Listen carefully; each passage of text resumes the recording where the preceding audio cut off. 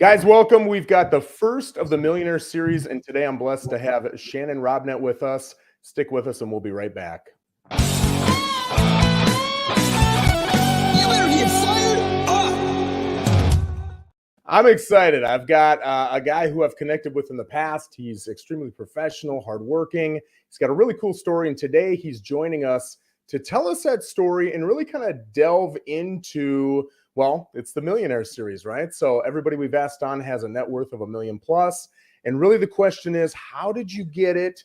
What's your story? And is it something that maybe we could share, some nuggets we could share with the audience to help them reach their dreams? So Shannon, first of all, thank you so much. I appreciate you being with us. Tell me a little bit about your story and how you got to where it is you are. What do you do? Well, Joe, I grew up in a development household. My dad was a developer. My mom was a third generation realtor. So, it was like living with Robert Kiyosaki, I think. In fact, I told him when I saw him about a year ago that his book was the least impressive book I'd ever read because it sounded like my parents talking to me, and I didn't like that. But Joe, I grew up watching things happen, and I was on the path to go to college. I didn't want to follow in my parents' footsteps, and I'm sitting there working at a coffee shop and watching my brother in 1996 make $45,000 a year without a college education. And I did some quick math and realized that I was no longer going to be attending college. And so I started building houses, and I moved myself into the commercial world. And was building things, and I was seeing that every time I finished a building as a general contractor, I stopped getting paid. But the people that I worked for, they were continuing to get paid. And my father had retired at 50 years old with passive income. And so I started building my own buildings. In fact, I built my first building in 2001 for my investment portfolio that still has 2 of the original 6 tenants in it. And one of those, the businesses has sold 3 times, but it stayed in the building, because where else are you going to make gelato ice cream with a 18 by 24 walk-in freezer, right? Yep. And then, I went through 2008. Everything was great until 2008. We saw some instability, completely wiped me out. I lost my marriage at that time. I had some physical health ailments, wound up with 4 surgeries, broken ribs, all kinds of things that really left me, honestly, Joe, in a truck stop.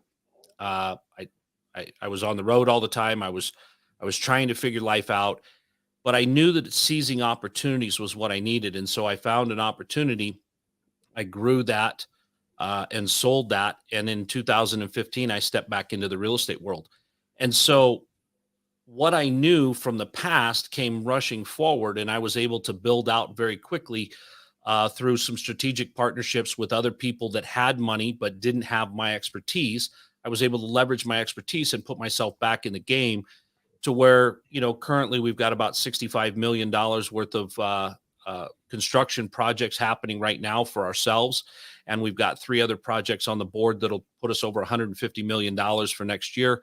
And, things are actually way better than I would have imagined in 2007. All it took was a very deep, very steep valley to go through. Yeah. That's pretty wild, because when you think of 2008, for me at least, I'm sure you'd say the same. It feels like it was yesterday, right? It really goes so quick. And I think you can, well, I'll go back to this. It's inspiring, hopeful to hear that someone like you in the position you're in just a decade and a half ago was completely wiped out. You said you had injury issues and your business issues and money issues. And a decade and a half later, you're where you're at now. So really what that would tell me is, anybody listening, where you're at right now plays such a small part in your future success. It's more on what you're doing to get there from here on out. Would you say that's pretty accurate? Joe, I couldn't agree with you more. I mean, where you're at today has absolutely zero to do. In fact, I think there's a lot of what you have today that can fuel the fire that propels you to where you want to go. Because, I was so sick and tired of being physically broken, having a broken checking account. I mean, my ATM card never worked. They said something about not having any money in the account. I swore it was just the card wasn't working, right? But Yeah. I could never, I got tired of that. I didn't want that. And I drove myself to get back by any any path I could to get back to where I knew I could be, where I knew I had functioned in the past. I wasn't a one-trick pony. It wasn't a one-off deal. I could repeat this and I could rebuild this. Yeah. So you had mentioned that while you were doing this, lost everything in 2008. It was rough, and that's a pretty common story. Cool for everybody to hear, though, that you're not immune to that stuff. So, guys, if we're going through that stuff, it doesn't matter. It's a blip in the road. It's going to happen, right? But you had mentioned that you were looking to seize opportunities, and that kind of, it sounds like, was your initial boost there. What was that opportunity that you started with? What I did was I found a family office that had funds to deploy, and I knew of a piece of property we could build an apartment complex on. Mind you, Joe, I'd never built an apartment complex of this size, right? Yeah. But they didn't know that, right? Yeah. And Aaron and I became great friends during this. He's one of the most amazing guys I know. But we built this out, and it was all me for all the work, and it was all them when it came to the financing. And at the end of the day, we had a $34 million property that we finished in 2017 that sold in 2022 for $64 million. Yeah. And it was through that, ability to convey what I could do, not where I sat today, not the circumstances that surrounded me in the moment. Yep. It was the ability to convey to them that I was a horse worth betting on. Yes, I love what you said. I'm maybe putting words in your mouth here, but you didn't have the skills, the experience, the knowledge to build that apartment building. But like so many people who would say, hey, if I can't do it, I just can't do it. You might need somebody else. You instead pivoted and said, I'm just going to figure it out. I'm going to go learn it. I'm going to connect with the people. I'm going to make it happen. And you did that. Do you think that skill right there is a big part of your success? Well, Joe, to be clear, I did have the skill set. I just never built that. The funny thing about apartments is everybody thinks that apartments are hard, but it's replicating the same building again and again and again. So after the first building, you've got all the mistakes figured out, and you've got 14 more buildings to build, right? Yeah. I knew I could build the first one. I had the subcontractor base. I had the intelligence. I knew I could figure it out. And where a lot of us get stumbled is in our own minds, because we don't believe that, or we believe that they're going to see through it. Somehow we're running with this imposter syndrome. And the reality is tenacity goes way farther than brain power. I'll tell you that right now, because I am not the sharpest knife in the drawer, but every time you open the drawer, I'm right there. Right. And so by being able to show up every day, take care of the hard problems, if it was easy, everybody would do it, are all the phrases that we hear. But how many people actually put that into practice 12 hours, 14 hours a day for the period of time that's required? Usually they might do it for 12 hours a day the first day, 4 hours the second day, 8 hours the third day. And then in 2 weeks, they're like, I was doing what? I see that in real estate. I mean, I run a real estate team, and everybody comes and they want to make six figures, and they're fired up and they make all their phone calls. And then after about 2-3 months, it kind of dwindles off, and then maybe it picks up a little bit. But people tend to last about 3 to 6 months. And then that's where you can see, is this person going to make it or not? They're either still showing up doing the same things the rest of us are doing, but they're doing it every single day, or they get bored or lazy or whatever it is. I mean, it's different for everybody, and they kind of dwindle off. So I love that you said that. I love that you said tenacity is more important than brain power. I couldn't agree more with that. So you've got a lot of your wealth, your money, I'm assuming, in your business. Do you have other investments that you put your money in as well outside of the business? Yeah. That's the one thing that 2008 taught me was, you've got to diversify to some degree. I mean, it doesn't mean that you have to diversify outside of real estate, although I do. But it does mean that, if I'm in the development space, so those deals don't cash flow for 24 to 36 months, right? Yep. They're big paychecks at the end, but what am I eating? What am I eating on during the time? So I've got some cash flowing stuff. I've got some, I've got some tax advantage stuff. I mean, I've spent some time figuring out how to layer my life this time so that if I don't have any work to build on, I'm not starving to death. Right. And so you learn, and I say this often, every dollar I've made, Joe, came from a mistake. Because and if if I had a haircut like yours, you could see all the knots on my head from learning, right? Yeah. But every time I made a mistake, I learned from that and I didn't repeat it. And so as I rebuilt, I made sure that I had layers in there of different assets doing different things at different times to make sure that regardless of what happened, I wasn't going to get knocked off the horse this time. Man, I love that. That's a good nugget right there. Talk to me a little bit, and I'm going in a certain direction with this. Talk to me about, do you have kids? I do. I have 3 kids. You've got 3 kids. How old are they? Can I ask? 25, 23, and 21.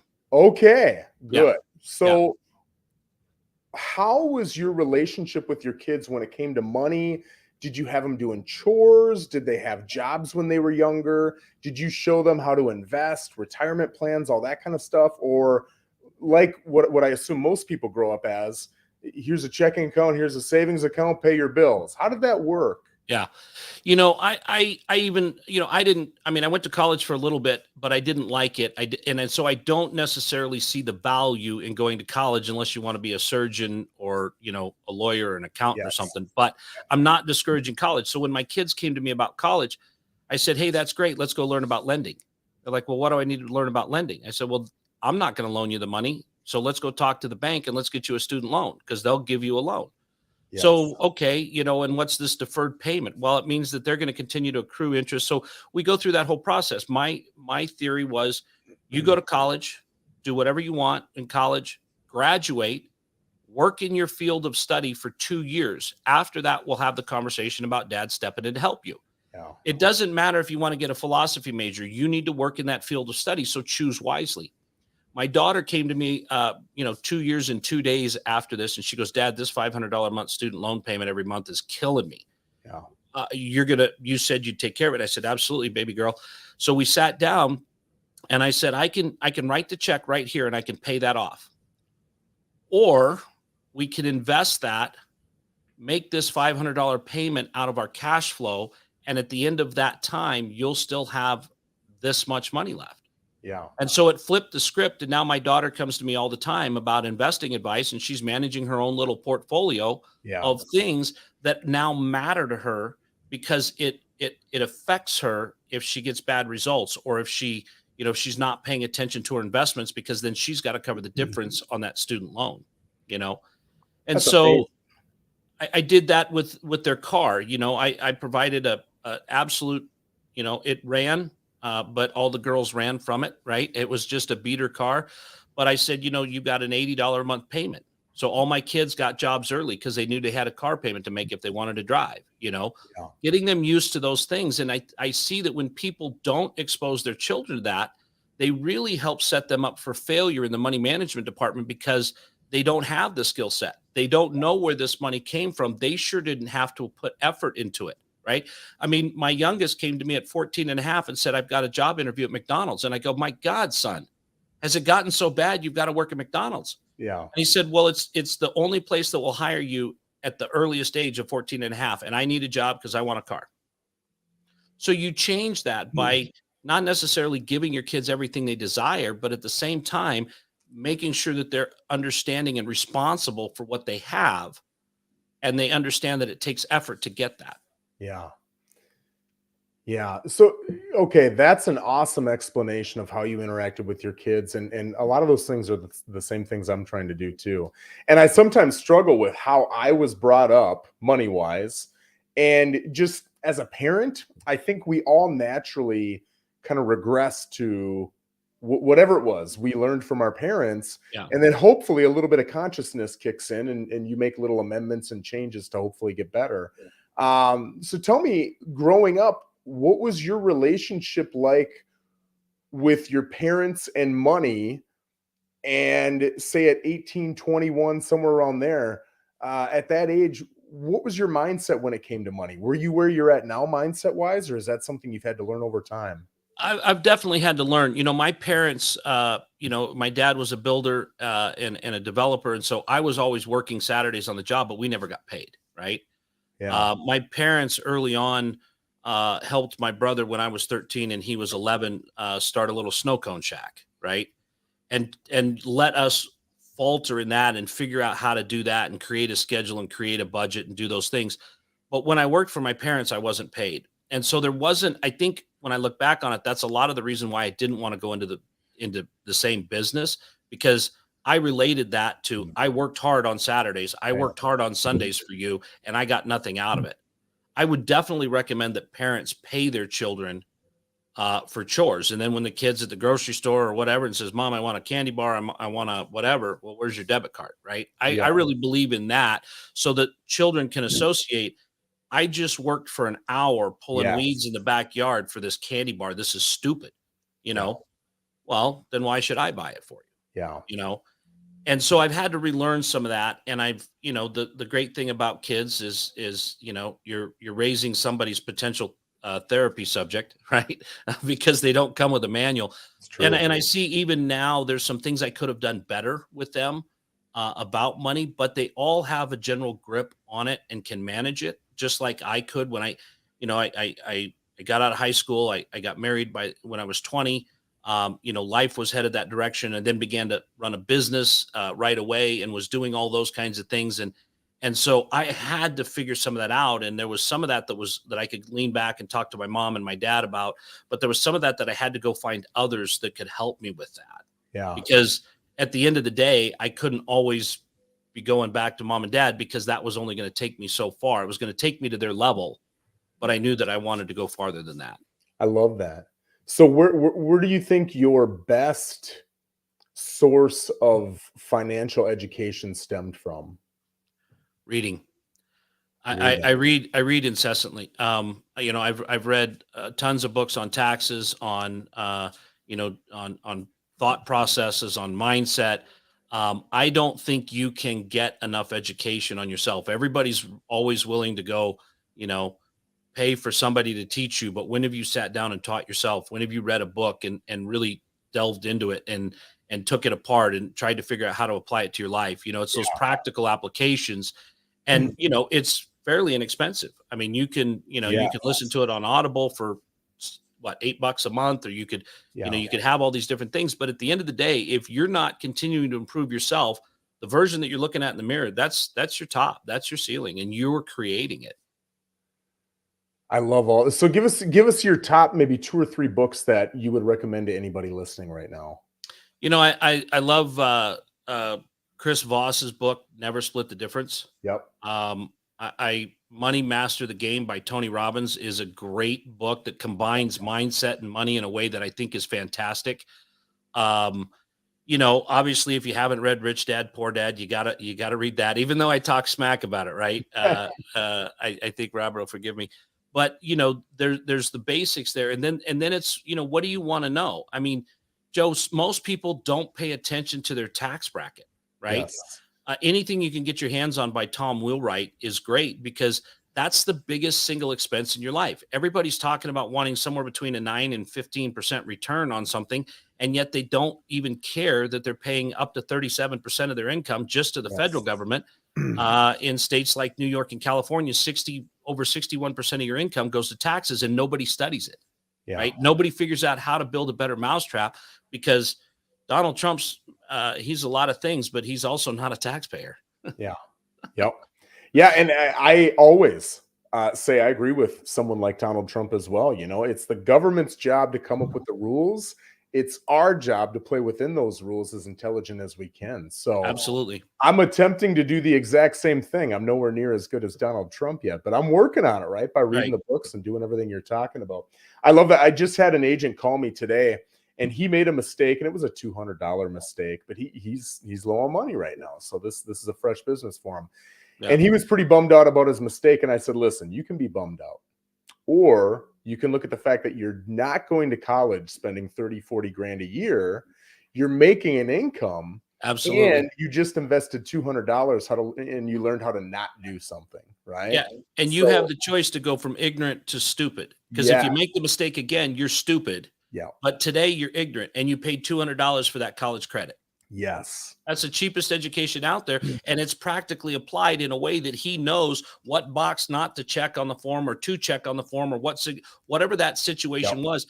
I guarantee you, he's probably, if he's not, if he's, a person that's on your team, obviously he's got some caliber and he's got some gumption behind him, and he's probably fairly intelligent. He will never make that mistake again. Yep. Right? Never. Yep. And today it was a $200 mistake. Later on, it could be a $200,000 mistake. Yeah, and it will be, and that's okay. Yeah. It's okay, you know. Yeah. One of our 6 core values on our team is failure, and I say, guys, failure's not a bad thing; it's a great thing. Right. You want to fail at everything as quickly as possible, but you only want to do it once. If you didn't find that solution and execute on it, right, then, like you said, you're stupid, right? But you've got to get out there and fail. So I love that you shared that. Going back to some of the relationships with money you have with your kids and with your parents, and then, you said reading was your biggest source. I've looked at the societal norms of talking about money, and it's kind of taboo. You don't talk about politics, religion, or, what somebody makes or is worth. Right. And I've always grown up here. So to me, that's just the way it is, right? That's how your mind works. Yeah. And then when I was in the Army, I went into languages, and I learned Arabic. And so all of our instructors were Arab. And I'll never forget, we were practicing talking Arabic, and this woman was telling me her home was worth $1.1 million and her rate was X%, and she had X% in her checking. And I stopped her in English and I said, are we just practicing here? Or are you really telling me real? Because she'd known that I was a realtor in a previous life. And she said, no, those are all real numbers. And I said, I want to ask you a personal question. Not a personal question, but a culture question. Are you guys this comfortable talking about money in the Middle East? Because that's not a normal thing here. And she said, oh yeah, it's weird over here in America how you guys won't talk about that. And she said, aren't you concerned that your kids will grow up and they won't know what to do? And maybe that's why you grew up and you didn't know what to do. And that was just where it kind of slapped me in the face. And I thought, that is so interesting. Well, now that I've got some success, I find that the successful people I spend time with, we openly talk about IRAs and 401ks and this investment and stocks and bonds and who's your guy for financial It's normal. But when you talk to lower income people, it's taboo. Talk to me a little bit about that relationship amongst people who've got a little money in their bank account. Well, I think that, I may get a little flack for this, but I think that the people that have money outside of sports figures and things like that are people that have learned how to communicate. And part of that communication, Joe, is to figure out how you got where you are and what I can learn from you. There's not a person that I've ever met that is making 6 or 7 figures on a consistent basis that I haven't been able to learn something from. Because if I look at what they're doing, I don't care if they're selling clothing or if they're, it doesn't matter what they're doing. It doesn't have to be what I'm doing. They've found something out. They've found a system. They've plugged into something. They've come up with things, and there's things I can learn. And what you find is that as learners, we tend to gravitate together, and we tend to go seek out other learners because that's important to us. And when we're doing that, we're then learning more tricks, and we're moving faster, and we're compounding, and we're leveraging. Because Joe, you've got 35 years of experience that I don't have. You've got military training. You've got all this. And if we bring Sally into the mix over here, she's been in the fashion industry forever. So she knows all about this stuff and transportation and shipping and all of that kind of stuff, international purchasing and all that stuff. Well, we can learn all that. Right. And you never know when you're going to have the ability to plug that knowledge in somewhere and make a difference in what you're doing right now today. And if you're not willing to look at that, if you're not willing to exchange that information because maybe you feel like, nobody wants to know I'm making $45,000 a year as a garbage guy and I rent my house. Yeah. But it's that fear of being exposed for something you're not. Just be okay with who you are, you know? And then when you do that, you can look at the beauty of what somebody else has built, and you can look at that. And I find myself looking around all the time, and you've heard this a lot. If you're the smartest guy in the room, you're in the wrong room. And Yes. I like to walk into rooms where I look like a total imbecile, right? Like I'm like a fourth grader showing up at a college class because I want to be around these people because of what they've done, what I can learn from them, where I can plug in, where I've got the opportunity to call somebody, go, hey, I just came across something I've never seen before. Have you seen this? Oh, it's a XYZ. We've been doing it for years, you know? And when you get around those people, that's where they're getting their information too. They're doing the same thing, you know? They're doing the same thing. There's not one guy in that circle that is truly exceptional when it comes to IQ. They're not. Yeah. They're not. They're tenacious, they're learners, they're communicators, but they don't have to be exceptional in their IQ because they know what they need to plug the holes and they know who to communicate that with to find that resource to do it. You know, Henry Ford said a long time ago, he was infamous for this. I don't know, but I know somebody that does. Yeah. And if you can say that in your life, you will go up the ladder so fast because you now have access to people that have done sophisticated deals and people that have put together complex life insurance solutions and people that have, you know, I mean, I literally know people that have built rockets, right? Yeah. I mean, I know a rocket scientist, right? And here I am just a dumb contractor, but I could plug you in with a rocket scientist if you had to have one, Joe. Yep. Isn't that something? And that's incredibly powerful. Yeah. You know, to be able to have those connections in that network. And it's funny what you're talking about when it comes to people with wealth increasingly being just natural learners, naturally curious. This is why I'm doing this video series.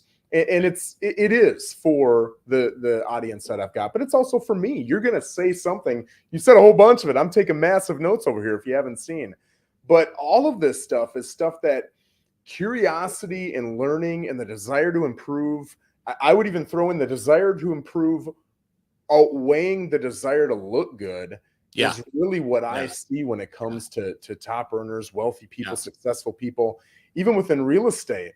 If you talk to, I'm generalizing here, but if you talk to an average to below average agent and say, how's your business? They're all going to say it's great.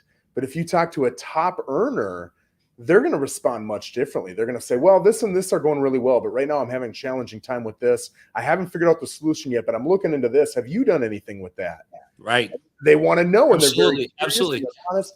They care much less about looking good and more about, here's my problem. Here's how I'm chasing the solution. Do you have a better solution? And that's You know, all and yeah. And, you know, if you had two models in your life, you would be uber successful. One, your network is your net worth. And two, rip off and duplicate. Right? Because Joe, you're not doing anything different as an agent that hasn't been done. I would guess if you wrote down the top 15 things that you do that make you successful and compared those to the top 1% of EXP agents, 13 of those things are on everybody's page, 100%. right? Yeah. And maybe your number 13 is their number 3 because they're really good at it. Why not just rip it off and duplicate it and get up another level, right? I mean, and, you know, I look at that. If you're going to copy me, that's flattering, you know? I mean, and if I'm going to copy, I'm going to give you credit. Where'd you learn that from? Joe, I have a podcast because of you, right? You were the first guest on my podcast that really inspired me to keep going and keep doing this. Are you serious? I've been ripping off and duplicating your crap for years, man. So, you know, I'm giving you credit for it, like I said I would, but that's the thing. And I've seen how you've used that as a powerful tool in your business. I'm using that as a powerful tool in mine, you know, but I didn't have any idea about that. I came across your podcast, saw what you were doing, and I've implemented that in a totally different genre for a totally different purpose that is very powerful in our business. That makes me feel awesome, man. I appreciate that. That means a lot coming from you. You've already mentioned some of these, but I want to ask it directly. Are there any attributes or habits, maybe 2, 3, 4, that you would recommend people focus on if they want to increase their wealth, increase their income? Yeah, you know, you gotta be tenacious. You gotta be patient. You know, everybody wants to, you know, you see the NBA star that signs a rookie contract for, you know, $40 million or whatever, and they never follow up with him 8 years later when it's all gone, right? Yeah. But if you're patient, you know, if you're tenacious, the other thing that you've got to be is you've got to be ethical. You know, you've got to have integrity. You've got to do the things, Joe, that don't feel good, but they're the right thing to do, because those are the things that you've got to have at your core. If you're not doing that, you're going to be in trouble. Describe tenacious to me. What are you referring to specifically when you're saying tenacious? Well, I mean, it's beyond driven, right? I mean, you can be driven to achieve something, but driven means that you're all about it, you're fired up, but tenacious means you're getting your head caved in and you're still moving forward. Yes.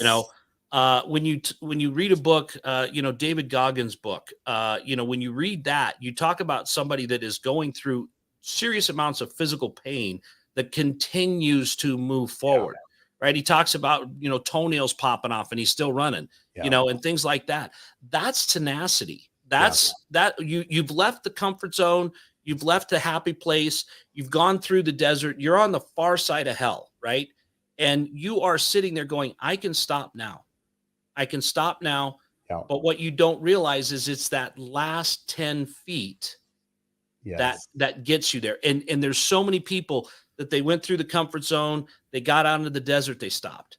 They got to the far side of hell. They stopped. They've got to, and you find that those are broken people because they stopped right in the middle of their misery.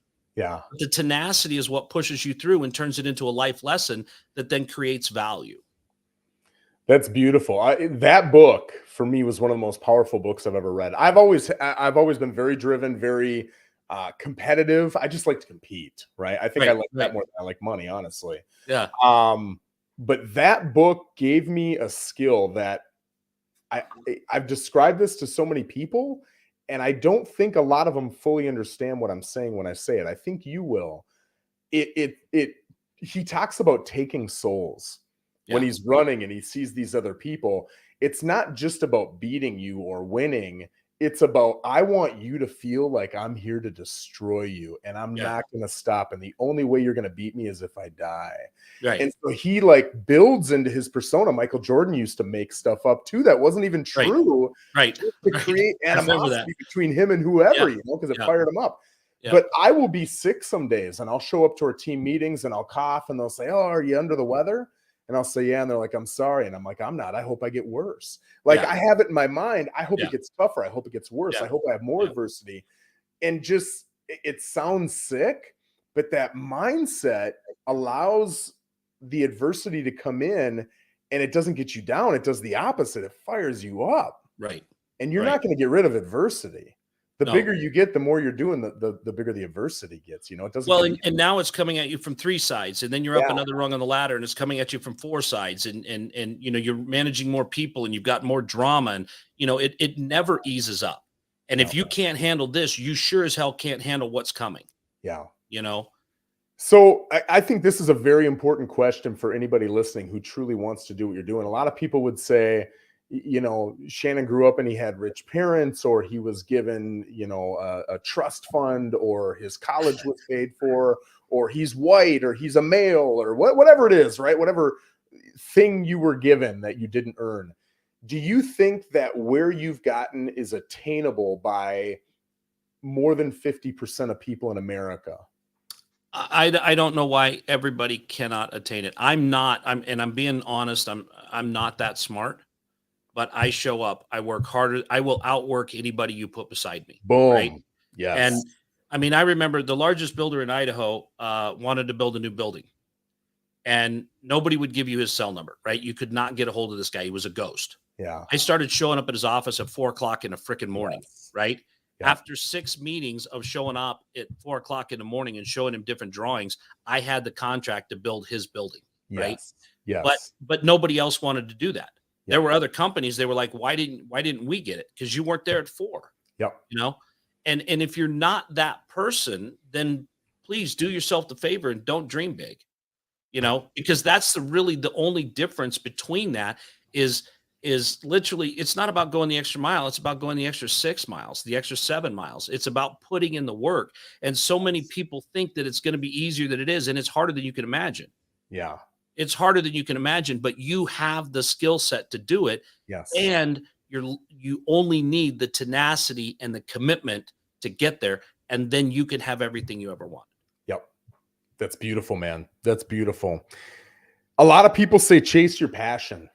Do you feel that is solid advice? No. Talk to me about that. I grew up hating what I did, right? I grew up, I mean, every Saturday I knew what was happening. I was going in, putting in sprinklers and laying sod and cleaning up and, Yeah. picking up nails and cutting up plywood, so I found something that fed me. I found something that sustained me, that gave me opportunity. And opportunity became my passion, Yeah. right? I knew what I wanted for goals, but we see people being told, well, what do you want to be when you grow up? Let's do that. Well, look, if you're 4'8", being an astronaut's not in the books. Don't be passionate about it, right? Yeah. If you're looking at it and going, hey, this is, people get caught up in how they want to feel, not where they want to be in life, right? Yes. So you're sitting here wanting to feel warm and fuzzy every day at work. Unless you work at a water park, man, that's not going to be your reality, right? Yes. But if you're looking at it going, you know what, I want to be financially secure. I want to be able to take care of my wife and my kids. I want to be able to provide for my family. I want to leave a legacy. Okay, great. Now what gets me to that point? Because what people do is they look at it and they go, I want to feel good at work, but why do I have to live in this dump? And you only spend part of your life at work. And if you do it right, you can spend, if you look at it, you're going to spend X amount of time at work. If you compress that into 10 years because you're working 17 hours a day, that's what's going to happen. If you only work 8 hours a day, it's going to take twice as long, right? Yeah. It's just math. So when you start looking at that and go, man, I'm passionate about getting to my retirement. I'm passionate about helping people get to their retirement. I'm passionate about the things that I'm doing in these spaces. Yeah. I'm fired up every day, whether it's a good day or a bad day, whether I got a deal going right or I got a change order for 150 grand. Yes. Those are still things that I'm passionate about because I'm looking at it going, I've got these goals and I'm headed toward them and I'm going to accomplish them. Yes. I think too, and I'd love to hear your feedback on this. A lot of people look at, I see this in real estate all the time, but it's not unique to real estate. I don't think they love real estate. They'll tell you they love real estate, but really they want the money, they want the financial security, they want the wealth, they want the retirement, and they know they got to work to do it. So they're trying to work to get the money so they don't have to work anymore. Right. And I think that mindset starts you off on the wrong path already. And Totally. I've told guys, you don't have to love what you're doing, but you could love the reason behind it. For example, it really doesn't matter what you do. Whatever it is you're doing, somebody's paying you because you contribute to society, right? You're building buildings. I'm giving you knowledge on how to best buy or sell a property. The person at Starbucks is entertaining me with my latte in the morning, right? Whatever it is, you're contributing to society. So you don't have to love what you do, but don't you feel pride and gratitude, and just pride really is the big one, and being able to contribute to somebody's life, however it is. I don't understand how that's not motivating to some people. And I don't know that it wouldn't be. I just don't know that they've ever been presented that mindset. You know what I'm saying? Well, but Joe, as you know, I mean, you givers gain, right? I mean, you're not going to get what you want out of life unless you make sure everybody that comes in contact with you gets theirs, right? Yes. And when you're going into that with the mentality of I'm here at Starbucks to make you this cup of coffee because you're paying me, or you take that from the mindset that I'm in here to learn customer service, I'm in here to learn scheduling and ordering and logistics. I'm in here to learn so that one day I can manage 100 people. Yes. Well, if you can run a Starbucks at 7:00 in the morning with a line out the freaking door and people clamoring and you got to get everything right. If you can do that, you can do what I do. There's not a whole lot of difference there, but people look at that and go, well, I'm only this. No, you're making a difference here. You're making a difference here. You're involving yourself there. You may be serving the largest CEO in your town. And when he continues to see that customer service and that happy attitude and stuff like that, he's going to look at that and go, I got to have that. Exactly. I have more untrained people on my staff that I create because of attitude than I do trained professionals, because I can do anything with that attitude, with that mindset, with that mentality that I can never, ever do. It doesn't matter how many MBAs you have. Yeah. All right. I got one last question for you. This has been phenomenal. When it comes to attorneys, accountants, financial planners, realtors, any of those types of professionals that we think of when we think of wealth growth, what are your relationships like with them? Is that something you've got present? Is it something you've slowly built over time, or are they completely non-existent for you? No, I have to have them. And the sooner you get them involved in your life, the easier it is because you're not having to unwind things. Yeah. You're not having to defend yourself because your stuff is in the right order. I would tell everybody, look, figure out what you need, right? And the best way to do that is to hang out with some attorneys and figure out what they do. Oh, you're a criminal defense attorney. Okay, who do I need for business? So who do I need for tax? Or who do I need for legal structure? Because when you're getting started, that may be too big of an expense, but I would argue that 10 years later, that's too big of an expense not to have them there. Anybody can play attorney on TV, right? But to really get it right, do it right, build it right, have your structures right, you don't need them until you absolutely have to have them. And then oftentimes it's too late. But I Yes. mean, we use strategies that attorneys have helped us set up that there's never any money in anything I have because I have another entity that's borrowed the equity out. And so I'm lawsuit proof because an attorney is going to look at that and go, we're not suing him. He owes more than that property's worth. Yeah. But I wouldn't have known that if I hadn't used those strategies and those tactics. Yeah. 100%. Well, listen, we're out of time, but Shannon, I can't tell you how much I appreciate this. This is huge. I've got 2 pages of nuggets here that I'll put a post up later about. I really appreciate it. If these guys want to find you, you said you had a podcast. Where can they find that? Easiest way to find me is just at shannonrobinett.com. You've got my book list there. You've got my podcast. You could book an appointment with me. I'd love to spend 15 minutes figuring out what you can do and what I can help you with on your journey as you become just what a dumb contractor is. Successful, I guess, right? Exactly. Well, guys, thanks for joining us. If you've got any questions or anything, absolutely reach out to him. If you don't, you put it in the comments here. I'll make sure I get it to him and we'll get back to you. But Shannon, again, thank you so much for giving us your time and more importantly, your knowledge. Thank you, Joe. Appreciate having you on or having me on your show. I appreciate it.